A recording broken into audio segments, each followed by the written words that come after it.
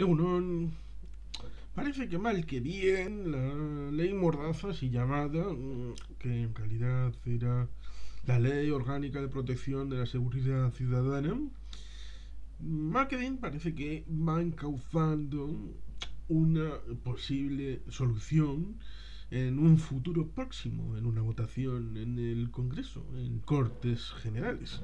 Un asunto importante y es relevante, pues en tanto en cuanto, evidentemente, de manera un tanto sorpresiva, debido a que en teoría había cierto partido de color morado que hizo base de su realidad, entre otras cosas, entre otras muchas cosas, en el hecho de ir contra esta llamada ley Mordaza. Y ha tenido que ser el Partido Nacionalista Vasco con sus 6 escañitos en el Congreso de los Diputados, que valen oro, pero oro puro, los que lideren la reforma de esta ley orgánica. Porque los otros 344 diputados parecía que no tenían una prioridad en esta ley, lo cual es absolutamente inquietante y sorprendente. Pero más allá de titular, de desbloqueo, está detrás un asunto que parece que viene ya para quedarse, lo cual es absolutamente increíble. Como es el asunto de que, evidentemente, cuando uno ve unas elecciones generales y cualquier otra, pues evidentemente se da un proceso de ratificación de los resultados y eso lleva a una situación de eh, bueno, de ratificación de los resultados, pero no voy a eso. Voy a que después, cuando se hace la investidura, porque hay una diputación permanente que funciona, pero evidentemente después de los resultados, pues hay que hacer una nueva investidura y hacer una nueva mesa del Congreso, que es la que regula los debates. Evidentemente hay una junta de portavoces, los grupos parlamentarios y todas estas circunstancias que son importantes. A fin de cuentas, la calificación de la mesa de los proyectos de ley es muy importante. El trabajo en comisión, por supuesto. Y la expansión de los periodos de enmienda ha sido absolutamente increíble. Se solía decir, en tiempos de la mayoría aquella, entre Ciudadanos y PP, con Ana Pastor Julián como presidenta del Congreso, en donde se establecía aquella circunstancia que después de mayo, junio del 18, el gobierno era socialista con Pedro Sánchez Pérez Castejón y las iniciativas que se enviaban al Congreso eran distintas de las anteriores y por lo tanto evidentemente había un bloqueo de esa mesa controlada por Ciudadanos y por el PP que venía de la mayoría anterior que curiosamente y posiblemente por culpa del PDCAT no hay más que revisar las votaciones de aquella mesa para ir pero eso sería largo y prolijo quien permitió que con una minoría de escaños en el Congreso tuvieran una mayoría absoluta en la mesa del Congreso. Pero la tuvieron. Pero después hubo unas elecciones en 2019 que permitieron una mayoría distinta en la mesa del Congreso, lo cual en principio debería haber desbloqueado determinadas leyes que eran de interés para el nuevo gobierno desde el 4 de enero de 2020 de mayoría morada y roja, social comunista que dicen algunos, entre Podemos y el PSOE. Pero eso parece que no ha sido suficiente porque estamos en enero de 2023 y todavía no se ha sustanciado, por ejemplo, la reforma de la ley Mordaza. Tampoco se ha sustanciado la ley de secretos oficiales, la ley de secretos oficiales, que es muy importante porque viene derivada del 1968, es una ley de carnero blanco, de la época del franquismo, a la hora de establecer el diálogo con nuestra propia historia. Y la ley del CNI, que la impulsa las tres, el Partido Nacionalista Vasco, el grupo vasco en el Congreso con sus 6 diputaditos. Elementos que son nucleares, sustanciales e importantes a la hora de la convivencia y el relato de lo que ha sido, es y puede ser la propia, valga la redundancia, convivencia entre ciudadanos. Y por eso resulta interesante mantener ese elemento de tensión respecto a mantener vivo el proyecto, pero dentro de la comisión, ampliar sine die los proyectos de ley respecto a el periodo de enmiendas, con lo cual nunca llega el horizonte final de la culminación del proyecto en forma de una ley aprobada y sancionada por el jefe del Estado en forma de publicación en el boletín oficial del Estado, y por tanto ciertamente ahí tenemos una dificultad que viene establecida respecto a lo que nos dicen en una noticia de final de año, de que los socios del gobierno español encaran el final de la reforma de esa ley orgánica de protección de seguridad ciudadana impulsada por el PNV y que hasta hace poco había permanecido bloqueada en el Congreso. Tras la reunión de la ponencia el pasado 21 de diciembre, los participantes se muestran optimistas sobre la posibilidad de cumplir con la promesa de reformar en esta legislatura la norma aprobada en 2015 con mayoría absoluta del PP. Es decir, estamos hablando de hace 8 años. 8 años en donde parece que no ha sido posible hacer nada más allá del Pepito Grillo del Congreso, que es Aitor Esteban y sus 5 amigos, el Grupo Vasco. La previsión es seguir trabajando en enero, aunque no existe aún fecha para que la nueva ley de seguridad ciudadana se eleve a la Comisión de Interior. Es decir, primero hay que pasar a la Comisión de Interior, paso previo para su aprobación en el Pleno del Congreso. No obstante, y aquí vienen los peros, persisten líneas rojas debido a la renuncia del PSOE a dejar de usar las pelotas de goma como material policial antidisturbio, cosa que yo creo razonable. Y añade el PSOE, así como prescindir de los rechazos en frontera de migrantes.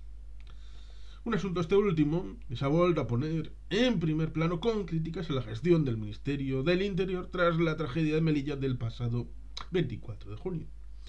PNV, Bildu y otros socios menores del Ejecutivo reconocen que han encallado en artículos como el de desobediencia 36.6 o el de faltas de respeto 37.4, recordando que son los que motivan más sanciones por parte de las fuerzas de seguridad gracias a esta llamada ley mordaza. Fuentes parlamentarias subrayan que el consenso puede llegar si se establecen elementos para objetivar estas sanciones, evitando situaciones injustas y arbitrarias. También reconocen puntos de desencuentro en la responsabilidad de las manifestaciones a la hora de hacer frente a las posibles infracciones. En la última reunión, a puerta cerrada de la ponencia, los socios del gobierno acordaron graduar las sanciones en función de si afecta a menores y atendiendo a la capacidad económica. La Ley de Seguridad Ciudadana en vigor ya contempla la graduación de sanciones, artículo 33, con mención a la capacidad económica del infractor. Pero ahora se incluye la minoría de edad del infractor. Además, se desarrolla este artículo para establecer retoques a la baja en las multas para reducirlas en un 50% para quienes perciban un salario de hasta 1,5 veces el salario mínimo interprofesional, SMI, y del 25% si es entre 1,5 y 2,5 veces el SMI. Para atender a las circunstancias personales y familiares y sociales, el artículo pactado contempla la posibilidad de reducir la multa y hasta suspenderla en función de si hay un acto de conciliación entre la persona autora con las personas ofendidas, así como una actividad reparadora, sobre todo en aquellos supuestos en los que el sancionado es menor de edad. Según explicó el ponente de Unidas Podemos, Enrique Santiago, spoiler, es el secretario general del Partido Comunista de España, se trata de generalizar un modelo que ya regía para los menores y ha generado un gran acuerdo para que a partir de la aprobación de la ley se pueda utilizar en todos los supuestos de infracciones que afecten a bienes públicos o privados, siempre que exista una clara voluntad de conciliar entre las partes. Además, se ha acordado, teniendo en cuenta una sentencia del Tribunal Constitucional, la reducción de algunas sanciones y, en palabras de Enrique Santiago, secretario general del Partido Comunista de España, la no penalización de la difusión de imágenes de protestas o actividades de las fuerzas de seguridad. Textualmente, la enmienda establece que no constituirá infracción la mera toma de imágenes en lugares de tránsito público y manifestaciones o su mera difusión. Concentraciones pacíficas. Sobre la propuesta inicial del PNV, también hay acuerdo de los socios de gobierno para dejar de castigar la convocatoria y celebración de concentraciones pacíficas en los alrededores de las cámaras parlamentarias, así como la modificación del artículo 20, que regula los registros corporales para reducirse al mínimo los desnudos. Es un tema interesante, pero habría que poner algunas cosas en su justa medida, porque no puede ser que cuando uno quiere penar un comportamiento incívico como elemento diplomático de dialéctica, porque puede ser considerado algo bastante peor, se tengan cuenta de no, es que el infractor no tiene ingresos suficientes y por lo tanto la pena ha de ser proporcional a los ingresos familiares y a su situación de desempleo. No. A ver, si uno comete una infracción y por lo tanto se ha sustraído del consenso general respecto a la convivencia cívica, debe tener un elemento de disuasión a la hora de volverlo a repetir en un futuro. Otra cosa que podemos hablar es el hecho punible, cómo se define y cuál es la característica y los bordes difusos en donde está la frontera entre una situación y otra. Pero hemos hecho un asunto históricamente, como es responsabilizar y delegar a las fuerzas de seguridad la regulación de la convivencia como elemento de uso privativo y exclusivo de la violencia en nombre del Estado para el mantenimiento y garantización de la paz social, como elemento. A veces se establece coerción, sí, a veces hay que hacer coerción para los desviacionistas de la sociedad, en tanto en cuanto hay gente para todo, ¿verdad? Hay gente que piensa que puede lograr sus objetivos no siguiendo las leyes establecidas porque considera que las leyes son malas. Y en vez de tratar de regular esas leyes, cambiarlas, sustituirlas, cree que es más fácil hacerlo por fuera del sistema. Y sea quien sea, de arriba, de abajo, de derechas, de izquierdas, de frente o de atrás, esa persona debe de saber que el Estado tiene medios para eliminar ese desviacionismo. A través de la Ley de Seguridad Ciudadana, puede ser, pero no puede desvirtuarse hasta el punto que no tenga efectos como el que se quiere tener. Otra cosa es que tenga la tendencia a ser un estado policial, como si esto fuera Detroit y cada policía fuera Robocop. No, detrás de cada máscara no hay un Murphy para establecer esa realidad. No. Hay que ponerse no en un extremo, sino ponerse en el valle, en medio de la realidad y tener una conversación sana y virtuosa.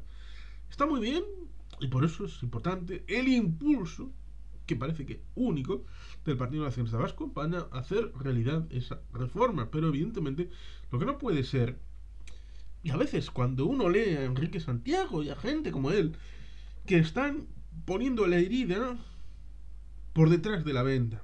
Es decir, primero, establecen la idea de quiénes van a poder ser susceptibles de ser afectados por esa ley. Y para prevenir que puedan salir en dificultades, ponemos una normativa en función de quién va a ser afectado. Eso no puede ser. No puede ser que se haga una ley en función de quién va a ser afectado por ella, sino porque consideres que el marco regulatorio de convivencia debe de sustentarse y ser sustentado en función a unas normas comunes de convivencia. Y por lo tanto, Con independencia de quién vaya a ser afectado por la norma, el marco general, como dice por ejemplo el artículo 14 respecto a la igualdad de los españoles, la normativa debe de establecerse en función de lo que quieras regular. ¿Quieres regular que la convivencia y que los que se salgan? Porque recuerdo que a veces se tiene esa idea del 11M, del 15M, de cuáles serán las manifestaciones. Recuerdo el 11M en tanto en cuanto el 13M se hicieron manifestaciones en frente de las sedes del Partido Popular, en especial Génova 13. Y seguramente algunos de los que estaban redactando esa ley en 2015 pensaban: no queremos que vuelva a haber estas manifestaciones no comunicadas, porque las manifestaciones están entre comunicadas y no comunicadas, espontáneas o ya previstas con cierto tiempo. No queremos volver a vivir el 15M, donde el 15 de mayo de 2015 acamparon gente en la Puerta del Sol, en Madrid, y estuvieron ahí su tiempo acampaditos como si fuera una ciudad dentro de una ciudad. No queremos eso. Pero tampoco puede establecerse la idea de que queremos que cuando los obispos salen a decir cosas por el tema de aborto, como sucedió en la legislatura 2004-2008, Jiménez Los Santos desde la COPE arengaban y ponían durante el trayecto la COPE ahí a toda marcha, y iban todos contra Zapatero y contra el progresismo y contra las mujeres, contra los gays y contra todo aquello que está muy bien. Vamos a hacer una norma para que esos sí sean penados, para que los purpurados sí puedan ir a la cárcel y puedan pagar en función de su renta, que es alta. Pues no puede hacerse eso, ni en un sentido ni en otro. No puede establecerse una norma en función de quién va a ser perjudicado, sino en función de lo que tú consideres que es justo para ordenar la convivencia. Y por eso es un tema vidrioso el tema de la ley de seguridad ciudadana, la llamada ley Mordaza, y por eso seguramente se han ido aplazando y aplazando, aumentando los plazos de posibles enmiendas para tirar la pelota para adelante, como si fuera esto Javier Clemente y la selección española entre el año 92 y el 1998.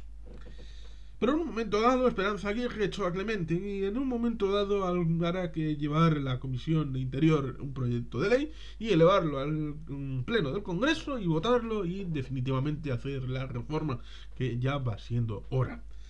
¿Cómo saldrá? Pues ya veremos, pero hay que tener cabeza y hacer las cosas en el justo equilibrio para que sirva y sea útil a la sociedad, no a grupos en concreto, al conjunto de la sociedad. Y por eso tengo plena confianza en el Grupo Vasco de que sabrá seguir poniendo sensatez, el faro de esperanza y de estabilidad, a pesar de tener solamente 6 escaños de 350. Pregúntense qué demonios hacen los otros 344. En fin, y sin más, eskerrik asko, agur bat, beti gelpean.